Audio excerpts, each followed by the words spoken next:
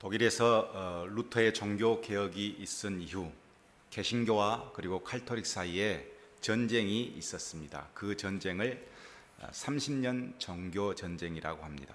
즉 30년 동안 전쟁이 있게 된 것입니다. 양쪽 다 하나님의 이름을 걸고 싸웠습니다.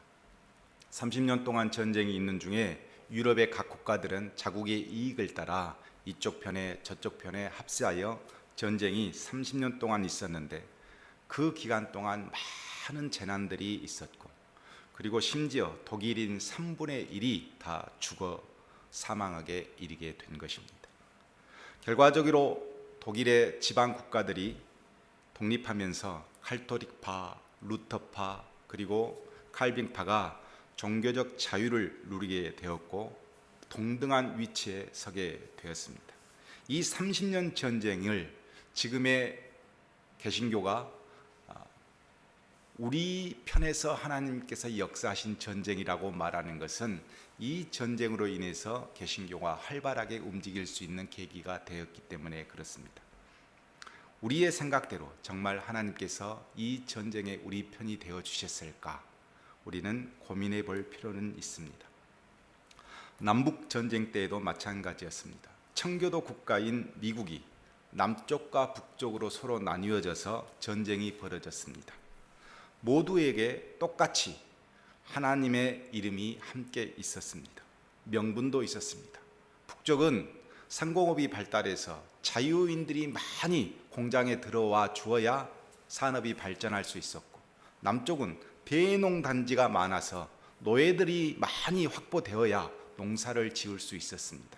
각기 자기의 이익을 위해서 하나님의 이름을 걸고 전쟁이 이루어졌고, 이때 링컨 대통령이 노예 제도를 폐지하면서 이 전쟁은 끝을 보게 되었습니다. 결국 서로 하나님의 편으로 전쟁을 치루었으나 북군이 승리하여 노예가 해방된 결과를 맞이하게 된 것입니다. 이 결과를 놓고 전쟁이 끝난 후 하나님은 역시 북군 편이었다, 이렇게 말하고 있습니다. 정말 그랬을까? 이 남북 전쟁이 시작되었을 때 미국의 인구는 대략 3천만 명이었다고 합니다. 그런데 이 전쟁 때문에 무려 군인이 62만 명이 죽었습니다. 훗날 1차 대전 때 미군의 군사가 11만 5천 명이 죽었고, 2차 대전 때도 미군은 31만 8천 명이 죽었습니다. 그 이후 베트남 전쟁, 수많은 전쟁에 참여했으나 이 모든 전쟁에 합한 숫자, 사망자 숫자가 남북 전쟁 때 이르렀던 사망 숫자보다 작습니다. 그러니까 남북 전쟁 때 얼마나 많은 미군들이 죽었는가를 알 수 있습니다. 과연 이 전쟁에 하나님이 함께 하셨느냐 하는 것입니다. 남북 전쟁 중에 재미있는 일화가 하나 있습니다. 한 참모가 링컨에게 이런 말을 합니다. 대통령님, 남쪽도 예수 이름으로 싸우고 북쪽도 예수 이름으로 싸우는데 이렇게 우리가 자꾸 전세가 불리한 것은 하나님은 우리 편이 아닌가 봅니다 라고 링컨에게 말을 했습니다. 그랬더니 링컨 대통령이 뭐라고 대답했냐면, 나는 하나님이 우리 편인 것에 대해서는 전혀 관심이 없다.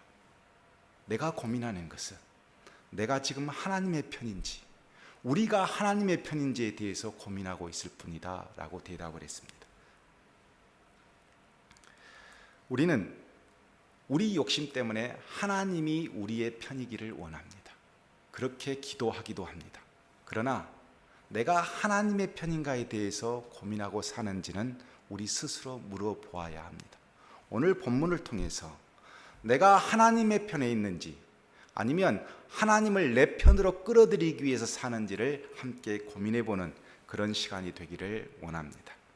젖된 사무엘이 약 10여 년 나시린의 훈련을 받고 이제 하나님의 부르심을 받아서 모든 이스라엘 백성들이 사무엘은 하나님이 부르셨구나, 하나님의 선지자구나 하고 느낄 수 있을 만큼 하나님은 사무엘을 세워주셨습니다. 이제 사무엘이 24살 되었을 때, 그리고 그의 스승 엘리 제사장이 98세 되었을 때 이스라엘은 큰 전쟁이 있게 됩니다. 블레셋이 이스라엘을 공격한 것입니다. 이 전쟁의 결과로 이스라엘 군대가 무려 4천여 명이 죽고 다치는 큰 전쟁에서 패한 것입니다. 본문 3절에 보면 지도자들이 이 전쟁에서 패한 후 원인을 찾기 위해서 회의를 하게 되었는데 그 회의의 내용을 보면 하나님께서 우리와 함께 하시지 않아서 우리가 졌구나 이렇게 파악을 했고, 그렇다면 하나님이 함께 하시는 전쟁을 치르기 위해서 무엇을 해야 할까 합의한 내용이 성경에 기록이 되어 있습니다. 3절에 보면 여호와의 언약궤를 실로에서 우리에게로 가져다가 우리 중에 있게 하여 그곳으로 우리를 우리 원수들의 손에서 구원하게 하자라고 결정을 내린 것입니다. 전통적으로 이스라엘 백성들은 전쟁을 하면 반드시 선지자에게 물어서 하나님 이 전쟁을 해야 됩니까? 하지 말아야 됩니까? 라고 물었고 그 말씀에 따라서 전쟁을 하기도 하고 하지 않기도 했습니다. 그런데 지금은 하나님의 음성을 들려줄 사람이 없으니, 사사가 없고 선지자가 없으니 장로들이 회의를 하게 되었고, 이 전쟁의 실패 원인이 하나님이 우리 편에 계시지 않기 때문에 패했다라는 결론에 다다르게 된 것입니다. 그래서 법궤를 가져다가 하나님을 우리 편으로 만들자 이렇게 결론을 내린 것입니다. 명의는 진단도 잘 해야 되지만 처방도 잘 해야 됩니다.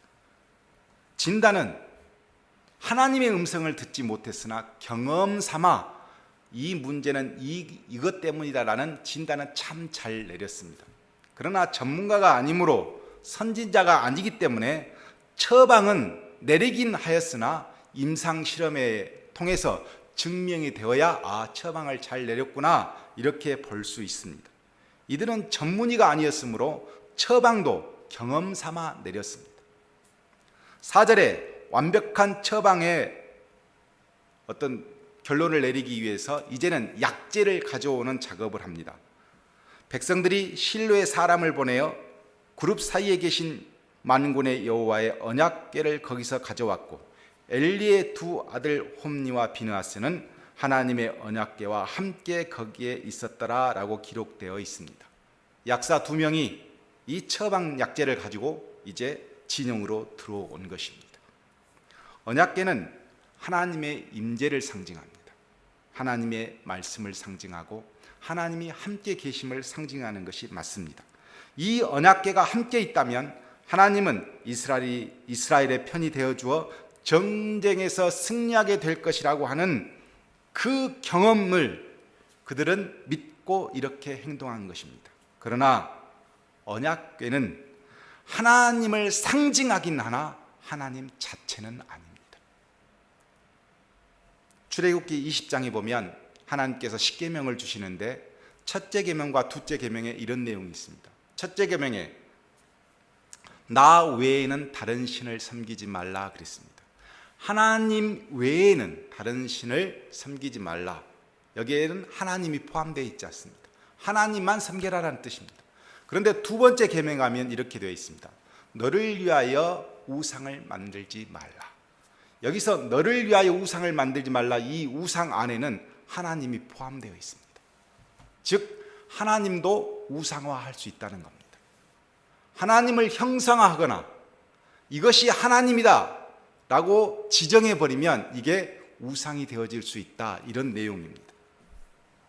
실제로 출애굽기 32장에 보면 아론이 하도 백성들이 화를 내며 아론을 막 죽일 것처럼 기세 등등해서 하는 소리가 하나님을 우리에게 보여달라 이렇게 외치니 아론이 그 기세를 못 이겨서 송아지를 만들고 이것이 너희들이 원하는, 너희들이 바라는 하나님이다 라고 보여주었습니다. 하나님을 형상화한 것입니다. 하나님께서는 이것을 우상숭배라고 간주하셔서 무려 3천여 명이 주동자가 그 자리에서 죽습니다. 이처럼 하나님의 임재를 관계 안에서 찾는 것이 아니라 어떤 대상, 형상화해서 상징물을 통해서 하나님을 믿으려고 하는 행위는 우상 숭배에 빠지게 하는 결정적인 계기가 된다는 것입니다. 하나님의 음성이 없으니 상징물을 통해서 음성을 대신하고 그것이 승리를 가져다 줄 것이라고 생각하는 것은 자신을 위해서 하나님을 우상화하는 그런 행위와 똑같다는 것을 의미합니다. 왜 하나님을 섬기는데 우상처럼 섬기게 되어질까? 하나님의 뜻과 말씀을 전해주는 선지자가 없고, 하나님을 어떻게 해서든지 내 편으로는 만들어야 되겠고, 그러다 보니 욕심이 생겨서 그 행태가 무엇으로 나타났냐면 우상 숭배로 나타났다는 것이 중요합니다. 저는 40일 금식 기도 하시는 분들을 대단히 존경합니다. 저는 한 번도 해본 적도 없고 도전할 마음이 나오지 않아서 못하고 있습니다. 그런데 40일 금식을 하면서 내가 어떤 목적을 두고 이것을 반드시 달성시키기 위해서 하나님을 내 편으로 끌어들이기 위해서 40일 금식 기도를 한다면 이것은 나를 위한 금식 기도이므로 하나님을 형상화하는 것입니다. 그러나 내가 40일 동안 금식하면서 어떻게 해서든지 하나님 편에 서기 위해서 나를 살피는 기간을 40일 금식으로 잡았다면 이 기도는 하나님이 대단히 기뻐하시는 기도고 받아주실 수 있는 기도일 것입니다.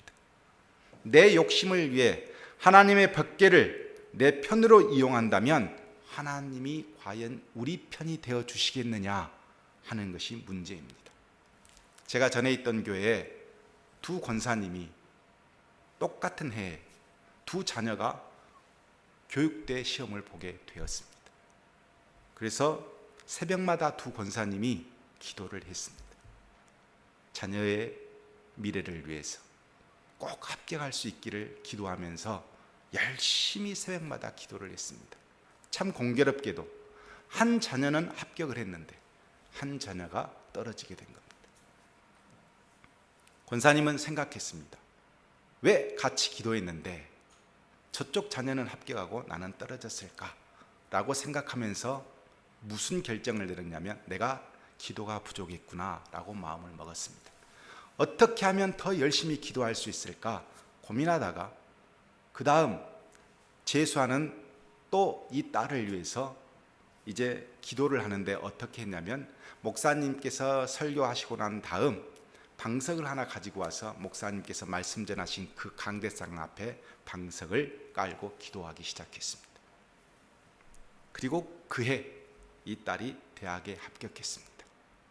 그리고 이것을 간증을 하게 되었습니다. 그 다음부터 벌어진 일, 수험생의 부모들이 방석을 가지고 강대상을 점령하기 시작했습니다. 하나님이 내 편이 되어주기를 간절히 기도하는 행태입니다. 절에 가보면 헌금한 내역서가 사방대 걸려 있습니다. 제가 한번 문의를 해본 적도 있습니다. 연등에는 10만 원, 기와에는 20만 원, 법당에는 30만 원, 대웅전에는 50만에서 100만 원. 불상 앞에 가면 갈수록 더 다가서면 다가설수록 액수는 높아지고 그 내용은 서원 성취 다 그렇게 적혀 있습니다. 미신은 어떻게 하면 신을 감동시켜서 내가 공덕을 쌓아서 신을 내 편으로 만드는 것이 미신입니다. 우리는 우리의 신앙은 하나님을 내 편으로 만들려고 기도하는 것이 아니고 내가 하나님 편이 되기 위해서 기도하는 것입니다. 우리의 신앙생활이 하나님을 내 편으로 만드는데 몰두하는 그 순간 우리는 하나님을 형상화하면서 나도 모르게 우상숭배에 빠지게 될 수 있다는 것입니다. 이처럼 오직 상징물만 있어도 하나님은 내 편이 되어줄 것이라고 하는 신앙은 우상숭배에 빠지게 하고 결국은 엄청난 결과를 맞이하게 된다는 것을 우리는 알아야 됩니다. 선지자는 없고 상징물인 법궤만 들어오는 이 상황에서 백성들의 반응이 5절에 기록이 되어 있습니다. 언약궤가 하나님의 언약궤가 진영에 들어올 때 온 이스라엘이 큰 소리로 외치매 땅이 울린지라 그랬습니다. 하나님의 상징물이 하나님의 임재라고 생각했던 백성들의 반응은 너무도 뜨거웠습니다. 나와 하나님과의 관계는 어떻게 되든지 상관없고 내가 예배를 잘 드렸으니까 이제 하나님 앞에서 나는 승리한다. 우리 부모가 저렇게 새벽 예배에서 열심히 기도했으니까 수험생인 나는 하나님이 분명 내 편이 되어주셔서 합격한다. 내가 교회 건축 헌금을 하고 11조를 해서 교회가 부흥되었으니 나는 이제 복받는 사람이 될 것이다. 이 모든 것이 어디로부터 오냐면 지도자가 하나님의 말씀을 듣지 못해 온전하게 전달하지 못하자 백성들도 오염이 되어서 발생되어지는 현상들이라고 하는 것입니다. 하나님의 음성이 없어 하나님의 뜻도 모르는 전쟁에서 하나님의 상징물만 있으면 충분하다는 이스라엘의 장로들과 백성들의 생각의 결과는 어떻게 되었을까? 본문 10절과 11절에 이렇게 기록이 되어 있습니다. 블레셋 사람들이 쳤더니 이스라엘이 패하여 각기 장막으로 도망하였고 사륙이 심히 커서 이스라엘 보병에 엎드려진 자가 3만 명이었으며 하나님의 괴는 빼앗겼고 엘리의 두 아들 홈니와 비느하스는 죽임을 당하였더라 그랬습니다. 하나님의 뜻을 묻지 않고 전쟁했었을 때는 4,000명만 죽었습니다. 하나님의 법궤를 앞세워 싸웠더니 무려 3만 명이 죽었습니다. 그뿐 아니라 하나님의 임재의 상징물인 법궤도 빼앗겨 더 이상 하나님의 상징물도 없게 되었습니다. 잘못된 처방은 오히려 병을 더 키우는 것이 당연합니다. 우리가 살고 있는 이 시대는 지난주에도 말씀드렸지만 사사시대와 다르지 않고 전쟁 같은 세상이 분명합니다. 지도자가 하나님의 말씀을 듣지 못하고 지혜자도 없고 그래서 각자 자기 소견대로 살고 있는 세상이 지금 우리가 살고 있는 세상이 분명합니다. 그런데 설상가상으로 우리를 대적하는 저 믿지 않는 자들이 힘을 내고 서로 짝이 되어서 우리를 더 강력하게 대적합니다. 그래서 내린 결정이 어떻게 하면 하나님이 내 편이 되어질 수 있을까 우리는 고민하고 하나님을 내 편으로 만들기 위해서 하나님의 어떤 상징적인 것을 상징물로 여겨 그것을 형상화하고 그렇게 해서 하나님이 내 편이라고 생각하고 소리질러 주여 삼창을 하며 아무리 하나님이 내 편이 되어주기를 기도한다 할지라도 그 결과는 너무도 비참하다고 하는 것입니다. 하나님을 내 편으로 만들기 위해 혈안이 되지 마시고 어떻게 하면 내가 하나님 편이 되어질 수 있을까를 고민하는 것이 우리의 믿음 생활이고 신앙 생활이 되어야 한다는 것입니다. 옛날에 어느 한 교회에 듣지도 못하고 말도 못하는 교인이 있었습니다. 그럼에도 꼬박꼬박 예배 시간을 빠지지 않고 참석하는 거예요. 그래서 하도 신기해서 한 동네 사람이 물었습니다. 이보십시오, 집사님. 목사님이 설교에도 듣지도 못하고 찬양도 못하고 뭐하러 교회 가십니까? 라고 물었어요.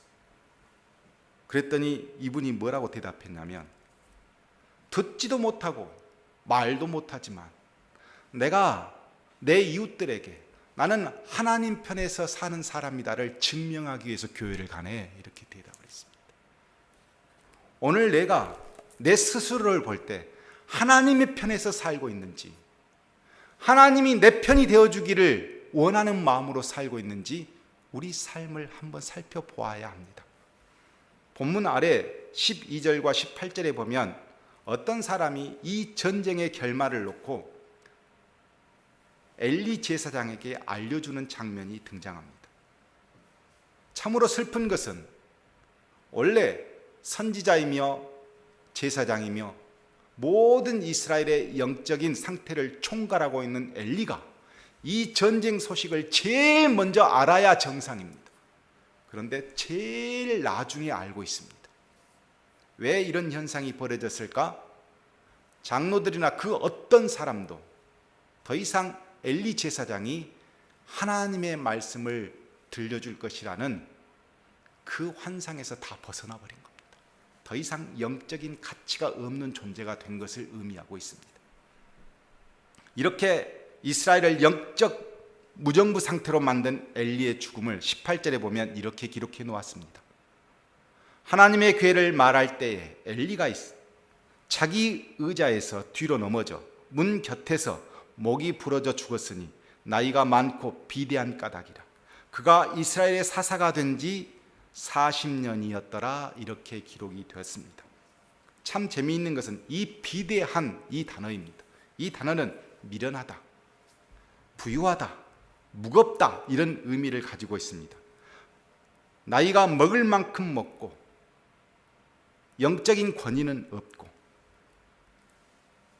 그런 상태에서 죽음을 맞이한 이 엘리 제사장에게 참 모욕적인 단어가 비대한이라는 단어입니다. 하나님의 음성을 듣지 못하니 하나님의 편에 설 수 없었고, 즐거움이라고 한다면 먹고 마시고 채우는 것이었고 그것이 인생의 전부였습니다. 그래서 결국은 그 비대함 때문에 목이 부러져 죽습니다. 저는 엘리의 이 슬픈 죽음이 우리의 모습이 되지 않기를 원합니다. 하나님의 법궤를 우상 숭배한, 그렇게 하도록 만든 사람이 엘리였습니다.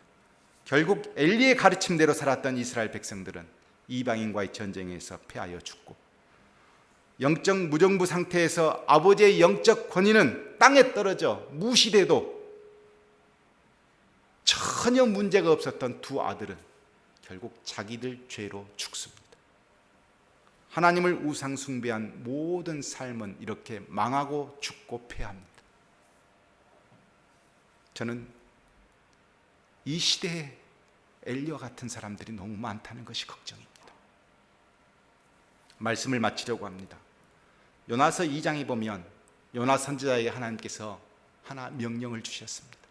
너는 아수르 땅 니느웨에 가서 내 복음을 선포하라. 이렇게 명령을 주었습니다. 요나는 받아들일 수 없었습니다. 이스라엘을 심히 괴롭히고 날마다 이스라엘을 위협하고 못살게 구는 저 아수르 땅이 멸망을 해야지 무슨 거기 가서 하나님의 복음을 선포해야 되는가. 내 민족의 그 원수가 당연히 심판받아서 없어져야지 무슨 거기에 복음이 필요한가, 이렇게 생각한 것입니다. 그래서 하나님의 손길이 닿지 않는 저 스페인 땅으로 가버려야 되겠다 해서 배를 타고 갑니다. 가다가 배가 파손되어 물고기 뱃속에 들어가게 됩니다. 그곳에서 깊게 기도하기 시작했습니다. 그리고 이런 기도를 합니다. 내 영혼이 내 속에서 피곤할 때, 즉 죽음의 그림자가 만신창이가 되어서 자기 앞에 있었을 때에 내가 여호와를 생각하였더니 내 기도가 주께 이르렀사오며 주의 성전에 미쳤나이다 라고 회개합니다. 여호와를 생각하였더니 하나님의 뜻이 뭐였지? 하나님께서 내게 원하시는 것이 뭐였지? 라고 다시 생각해 보니 그때 내 기도가 하나님 앞에 이르렀고 이제 다시 살 힘, 용기를 주시는구나, 이런 회개를 하는 것입니다. 하나님 내 편이 되어 주십시오, 이렇게 기도하지 않았습니다. 하나님의 생각이 뭘까? 하나님의 뜻이 뭘까? 기도했더니 이것이 회개가 되었고 이것이 요나를 살리게 했습니다. 17세기 중반 영국에서 종교적 자유와 사회적 평등을 찾아서 청교도인들이 미국으로 건너가게 됩니다. 이때 퀘이커 교도 집단들이 상당한 숫자가 함께 합류를 했었습니다. 퀘이커는 우리가 방송에 보면 검정 옷을 입고 절제된 생활을 하고 세상 문명과 좀 동떨어진 삶을 사는 집단들이지만 하나님의 말씀대로 살려고 하는 집단들인데, 이들의 교리 중심은 뭐냐면 세상의 모든 사람은 하나님 앞에 평등하다입니다. 그 중에 이 많은 사람들이 남북 전쟁이 있었을 때 상당한 역할을 하게 되어지는데, 이 상당한 역할을 하도록 만든 사람이 한 사람이 있었는데 그 사람이 존 울만이라는 사람입니다. 이 존 울만은 상당한 부자였습니다. 상당한 부자여서 열심히 하나님의 뜻대로 살기 위해서 성경을 읽었습니다. 성경을 읽고 어느 날 보니 이 노예 제도가 하나님이 전하여 주신 말씀과 대치된다는 것을 알게 되었습니다. 그래서 고민하다가 20년 동안 이 사람이 뭘 했냐면 다른 걸 다 놔두고 대농주를 찾아가서 노예 제도는 하나님 앞에서는 모든 사람이 평등하다는 우리의 교리와도 맞지 않을 뿐만 아니라 하나님은 사람을 노예로 사용하지 않는다. 이렇게 해서 그들을 설득하기에 이르렀고 순회 전도를 다니면서 노예 폐지론을 외친 사람이었습니다. 무려 링컨보다 80년 앞서서 노예 폐지론을 주장한 사람이 존 울만이었습니다. 퀘이커들이 남북 전쟁에 참여하게 되었는데 이유는 단 하나, 노예 제도를 폐지하자였고, 이때 이 펜실베니아에 있는 이 퀘이커 집단들이 누구를 찾아가냐면 인디언들을 찾아가서 평화 조약을 맺습니다. 그리고 노예를 두지 않습니다. 남북 전쟁 당시 단 한 명도 이 퀘이커 집단 안에는 노예가 없었습니다. 결국 이들도 전쟁에 참여해서 노예를 해방시키는 일에 크게 기여하게 된 것입니다. 내가 바른 신앙을 찾아 영국에서 미국에 왔으니 하나님은 내 편이 되어줄 것이다. 그래서 지금 나에게 부를 주었다. 이렇게 생각하지 않았습니다.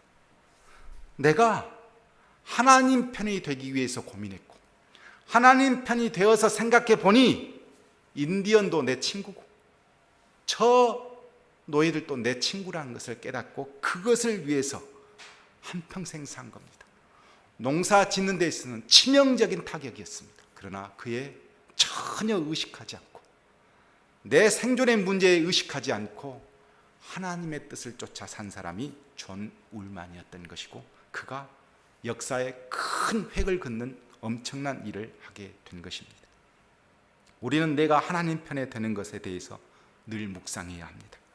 하나님이 내 편이 되기 위해서, 내 편으로 만들기 위해서 기도하지 말고 어떻게 하면 오늘 내가 하나님 편에서 설 수 있을까?